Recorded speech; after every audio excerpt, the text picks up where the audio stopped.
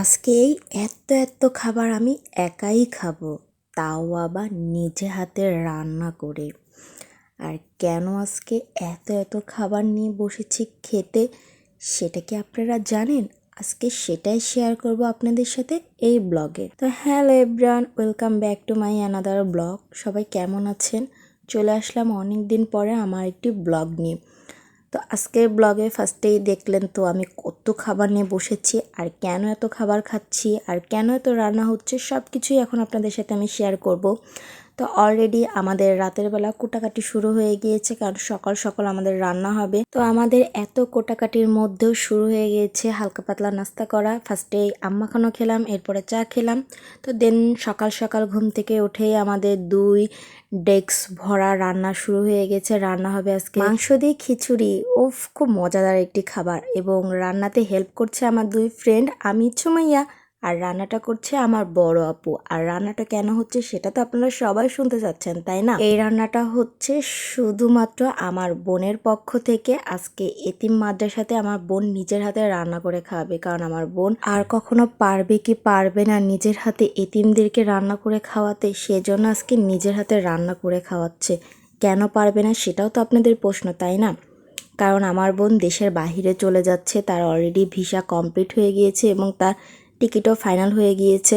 আর সে ইউরোপে চলে যাওয়ার আগে তার ইচ্ছা সে মাদ্রাসার ছেলে মেয়েদেরকে নিজের হাতে রান্না করে খাওয়াবে। এই জন্য সে রান্না করছে এবং রান্নাতে আমরা সবাই মিলে তাকে হেল্প করছি, কারণ অনেক বেশি রান্না, এত রান্না একসাথে করাটা অনেক টাফ হয়ে যায়।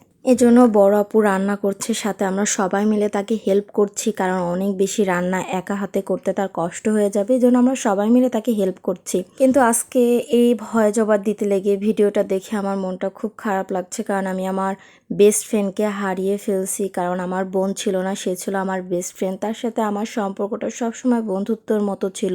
সব সময় একে অপরের পাশে ছিলাম, যে কোনো কিছু করতে, খেতে, কিছু কিনতে সব সময় সেম করতাম। এবং আমার বড় আপু কখনো একটি ড্রেস কিনলেও আমার চয়েসে কিনতো। আমিও তাকে সব সময় ফ্রেন্ডের মতো পাশে রাখতাম, সব কিছু তার সাথে শেয়ার করতাম। কিন্তু আজকের পর থেকে হয়তো বা তাকে আর আমি সেভাবে আমার পাশে পাবো না, কারণ সে আমার থেকে বহু দূরে চলে গিয়েছে। যেখানে চাইলেও আমি যেয়ে তার সাথে দেখা করা বা তার সাথে ঘোরাফেরা, সেই সময়টা দিতে পারবো না, কারণ সে ইউরোপে চলে গিয়েছে আর আমি বাংলাদেশে আছি। এতটাও সহজ হয়ে যাবে না আমার কাছে যে তার কাছে আমি যাব, তার সাথে দেখা করব। তো দেন আজকের পর থেকে আমি আমার বোনকে এভাবে আর আমার পাশে পাবো না। আর আপনারাও আমার কোনো ব্লগে আর তাকে দেখতে পাবেন না। হয়তোবা সবাই ভাববেন যে আমার ব্লগে সবসময় যে আমার সঙ্গে থেকেছে, সঙ্গ দিয়েছে এবং আমাকে সবসময় সাপোর্ট করেছে আমার বড় বোন, আমার মানে জীবনের একটি বিশাল অংশ, আমার বেস্ট ফ্রেন্ড, সে আর নেই। কারণ সে এখন থেকে সব সময় তার স্বপ্ন পূরণ নিয়ে ব্যস্ত থাকবে, কারণ সে ইউরোপে গিয়েছে তার স্বপ্ন পূরণ করতে। এবং সবাই দোয়া করবেন সে জানি তার স্বপ্ন পূরণ করতে পারে। তো এভাবে অনেক গল্প করতে করতে অলরেডি আমাদের রান্না প্রায় অনেকটা কমপ্লিট হয়ে যাচ্ছে। তো আমিও শসাগুলো সব কেটে ফেললাম, আর অলরেডি রান্না চলছে। আর আমার বোন গালে হাত দিয়ে বসে থেকে ভাবছে রান্না কি মজা হবে কিনা, কিন্তু অ্যাকচুয়ালি রান্নাটা অনেক মজা হয়েছিল। আর এদিকে আমার গাছে দেখি অনেক বেশি ফুল এসেছে, আমার বিলম্ব গাছে, টমেটো গাছে দেখি টমেটো এসেছে। তো এগুলো একটু ভিডিও নিলাম। আর এদিকে আমার আম্মু চলে আসলো বাবুর্চি সেজে রান্না করতে। সে তো মানে হাতের জন্য চামচটাই ধরতে পারছে না, তার নাকি হাতে প্রচণ্ড ব্যথা। তবুও একটু নাড়া দিয়ে দেখলো কেমন হয়েছে। কিন্তু মেন বাবুর্চি আমার বড় আপু সে নিয়ে নিয়েছে।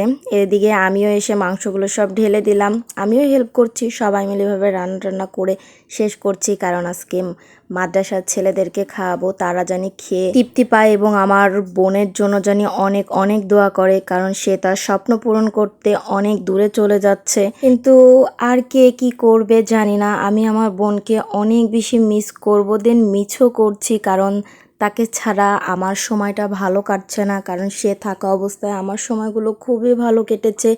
তার সাথে আমার কাটানো অনেক বেশি মজার সময় আছে, অনেক রাগারাগি, অনেক ঝগড়া, অনেক খুনছুটি, সব কিছু মিলেই আমাদের এই সম্পর্ক 2 বোনের।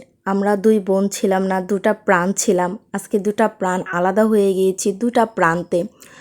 তো দেন অলরেডি আমাদের প্রত্যেক অনেকটা গাবলায় গাবলায় খিচুড়ি বাড়া হয়ে গিয়েছে। এখন এগুলো আমি প্যাকেট করব। তো প্যাকেট করার আগে আমি একটু খাবার অভিনয় করছি, নাটক করছি। অ্যাকচুয়ালি আমি খাবো না, কারণ আজকে যাদের উদ্দেশ্যে রান্না হয়েছে তারা ফার্স্টে খাবে, এরপরে আমরা খাবো। এখন অলরেডি আমাদের খিচুড়ি বড় বড় গাবলাতে ঢালা হয়েছে, কারণ হালকা পাতলা ঠান্ডা না হলে প্যাকেটে ঢোকানো যাবে না। তো দেন প্যাকেটে ঢোকানো শুরু করে দিয়েছি, এবং প্যাকেটও আমি আমার বড় আপুর নিজের হাতেই করছি প্রত্যেকটা প্যাকেট। এবং মাদ্রাসার ছেলেমেয়েরা খেয়ে অনেক বেশি তৃপ্তি করেছে, এবং তারা বলেছে তাদের কাছে খুবই ভালো লেগেছে এই খাবারগুলো। এবং প্যাকিং করছে আমার বেস্ট ফ্রেন্ড এবং আমার বাবা এবং দাদু পাশে দাঁড়িয়ে আছে। সবাই মিলে খুব সুন্দর করে প্যাকেট করে ভ্যান ভরে এগুলো মাদ্রাসাতে নিয়ে যাবে। অলরেডি আমরা 200-250 মানুষের খাবারের ব্যবস্থা করেছি।